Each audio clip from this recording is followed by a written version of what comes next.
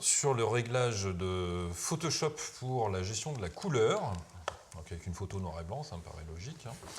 Donc je vais vous en mettre une en couleur, ça sera bien. Hop, un petit JPEG avec... voilà, ça va être très bien. Ouvrir avec Photoshop, voilà.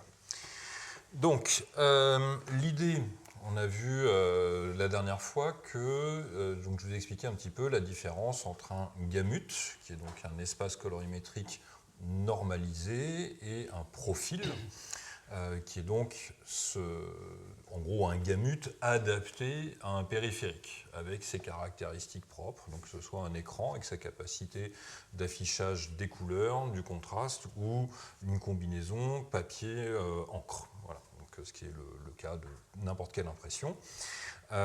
Simplement, donc d'une règle générale, quand on parle de la gestion de la couleur en photo, on part d'un espace colorimétrique qui comporte énormément d'informations, qui est notre appareil photo, qui comprend beaucoup d'informations sur notre fichier RAW.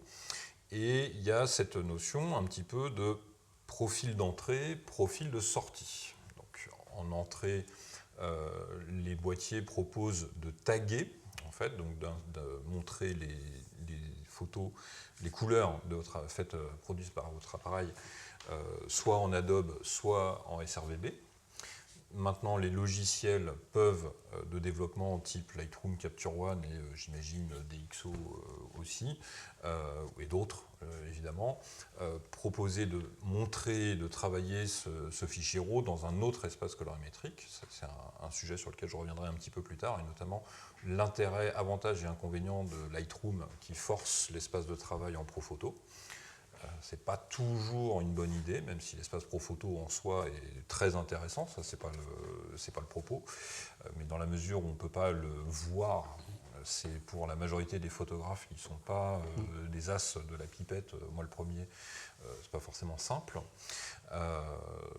Et donc voilà, maintenant en fait on va considérer, on va regarder dans Photoshop qui va être un petit peu notre point de départ pour de la retouche, tu nous montres tous les mois, et aussi pour un éventuel travail, une éventuelle conversion chromatique pour que la photo que j'ai travaillée sur mon ordinateur puisse être imprimée ou envoyée vers d'autres, enfin diffusée d'une façon ou d'une autre. Donc d'une règle générale, on a tendance, si je dois résumer de manière un peu générique, on part d'un espace colorimétrique qui est à la base assez large, qui comprend beaucoup d'informations, vers un espace qui est souvent beaucoup plus réduit. Donc très souvent à la prise de vue, enfin au point de départ, on va avoir l'espace colorimétrique de l'Adobe 98, qui est un peu le générique, enfin le profil large de base en photo, le ProPhoto dans une certaine mesure, le P3 pour ceux qui travaillent un peu en intermédiaire ou en vidéo, et puis on va aller faire des sorties vers du SRVB pour de la diffusion sur le web, beaucoup.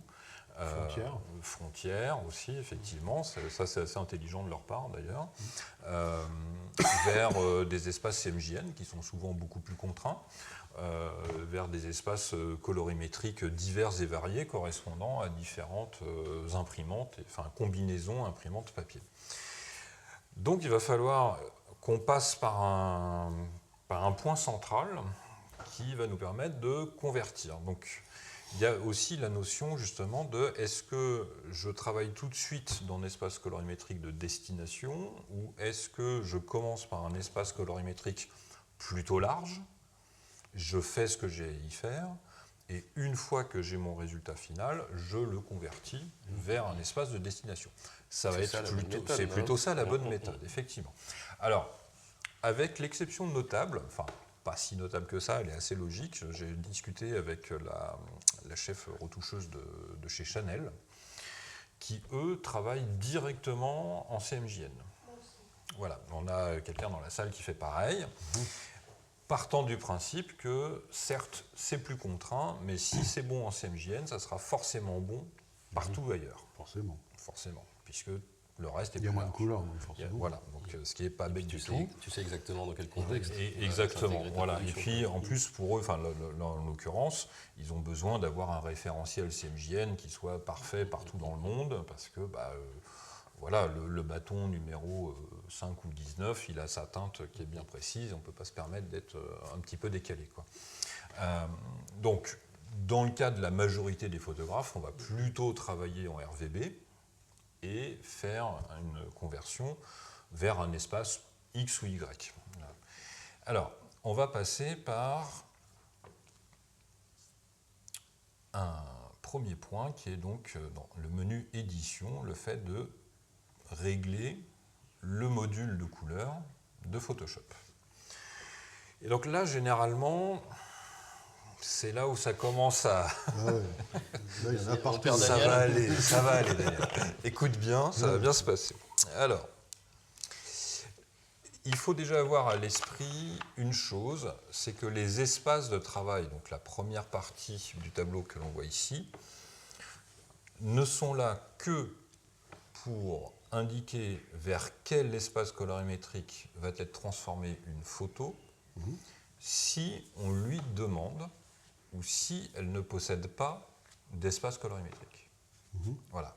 Ça, c'est vraiment le premier point. C'est-à-dire que là, par exemple, mon espace de travail, c'est l'Adobe RVB. OK. Si mon image est en S ou en ProPhoto, par défaut, Photoshop va bien m'afficher les photos, les images dans leur espace natif. Il ne va pas forcer la transformation de ces couleurs en Adobe, sauf à lui demander. Donc, je vais revenir dessus. Donc, en fait, on va devoir fixer quels sont les espaces colorimétriques RVB CMJN que l'on souhaite utiliser si on est amené à transformer une teinte.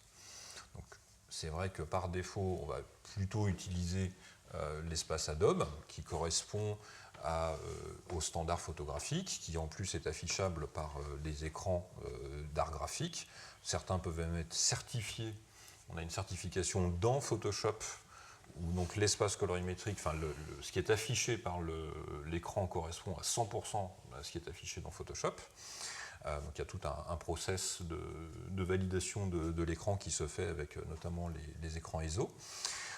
Mais on pourrait en choisir un autre. Par exemple, quelqu'un qui fait du montage pourrait très bien choisir de faire une conversion en P3, en Rec 709, en Rec 2020. Quelqu'un qui ne fait vraiment à 100% que du web peut dire ça sera du SRVB et fin de l'histoire, etc., etc. Donc ça n'est pas quelque chose de figé, et ça il faut bien l'entendre. C'est quelque chose que l'on va utiliser par rapport à son quotidien, en fait, à son métier. Donc, moi, je vais plutôt partir sur la base de l'Adobe. Pourquoi ? Parce que j'ai un écran en Adobe chez moi et que je fais ma conversion chromatique et que c'est le plus, on va dire que c'est le plus commun, même si à titre personnel, quand je fais du print, j'ai plus tendance à travailler sur une base de ProPhoto en fait que d'Adobe 98. Donc, pareil en CMJN, on va pouvoir retrouver les différents gamutes normés de l'impression, donc en Europe, aux États-Unis, au Japon, etc. Pareil pour les niveaux de gris. En fait, alors, le niveau de gris, en fait, ce qui va nous intéresser, ce sont les gammas à 2,2 ou 1,8. Donc ça, initialement, ça correspond au contraste d'affichage qu'on avait. C'était la différence historiquement entre les affichages Apple, qui étaient en 1,8, et le gamma 2,2 qui correspondait à l'environnement Windows. Puis ça s'est normé.